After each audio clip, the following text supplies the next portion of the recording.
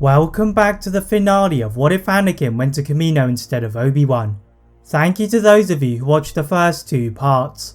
To recap what happened in those videos in case you haven't seen them, Anakin heading to Kamino had enabled him to save his mother and Padme on Naboo to stop Jar Jar giving control over the clone army to Palpatine. The Sith had still proceeded with their plan to start the war, but after trying to regain control over the clone army on Kamino, Dooku had been captured and has now been set free. The Jedi are reduced to a stunned silence as the hologram of Tarkin revealed more details of the escape of Dooku, and they sprung into action to protect the Chancellor from any more harm. Anakin had been located near the Chancellor's office, and as he ran back to find his friend, the Jedi Knight is shocked to find that Palpatine was nowhere to be found. Master Windu diverts himself to the Senate building, where the absence of the Supreme Chancellor activated a lockdown of the building. The Jedi Master is not deterred by the senators running around him, and finds Master Amidala in the middle of the chaos. The Jedi leapt to confront the politician, and Amidala denied knowing the location of his superior, but Windu could sense that he had not been entirely truthful. Subtly probing into his mind, the Jedi Master discovers that Palpatine had left the office by himself, so dispatched the Kithar Jedi Master Quinlan Vos to retrace Palpatine's steps. Vos used his special abilities in psychometry to determine that Palpatine had entered into a speeder, but that his destination had been unknown, as the data from the docking areas had been erased. But the answer lay yet again with Anakin Skywalker, as the Jedi Knight had been helping with the search when he felt that his mother was about to be in danger on Tatooine. Without permission from the Council, the Jedi Knight ordered his fleet to go to intercept the arriving enemy, before rushing to the Temple's communication center, finding his master and commander Cody. Anakin's decision to head to Tatooine is met by disapproval, as the future was always in motion, and the Council have only one option, which was to try and gather the senators. The lockdown in the Senate building helped to locate them, and the Jedi quickly propose a vote to deploy the clones to find the Chancellor. The majority agree, not realising that the Jedi were interpreting the agreement differently and contrary to what they had thought, and despite their lack of evidence against Palpatine, they execute Order 65. The clones all turn on their spot and efficiently mobilising their gunships, then head in separate directions to look for the Chancellor.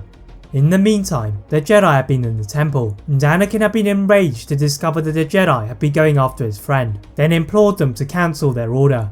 The requests are met by silence, as the Chancellor had now been suspected with assisting the escape of Dooku, and they await confirmation of the Chancellor Dooku's location.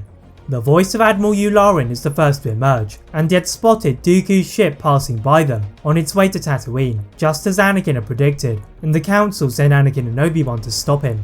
The Jedi Knight feels anger at the thought of Dooku being near his mother, and he cannot wait to face his demons of his former life as a slave as they finally pass through the Republic ships to the surface of the planet. Anakin charged through the sands on his hate-fueled adventure, but he had enough control to sense the stench of darkness from Dooku.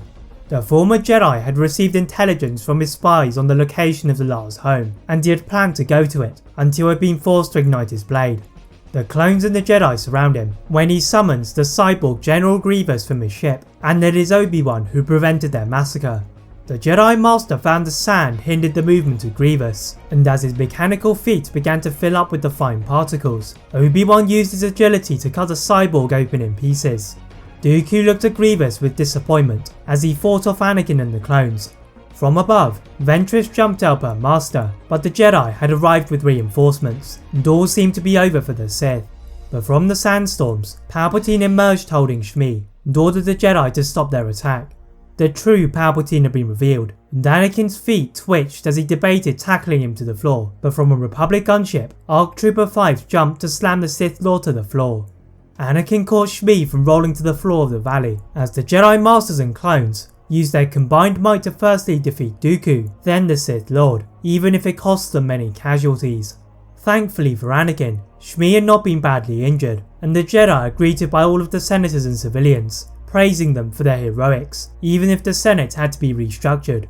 With the war over, Anakin also finally had more time to spend with Padme, and chose to leave the Order for the Senator and his mother, but the Jedi invited him back after a radical change to their code, becoming a Jedi Master that was also the hero of the Republic.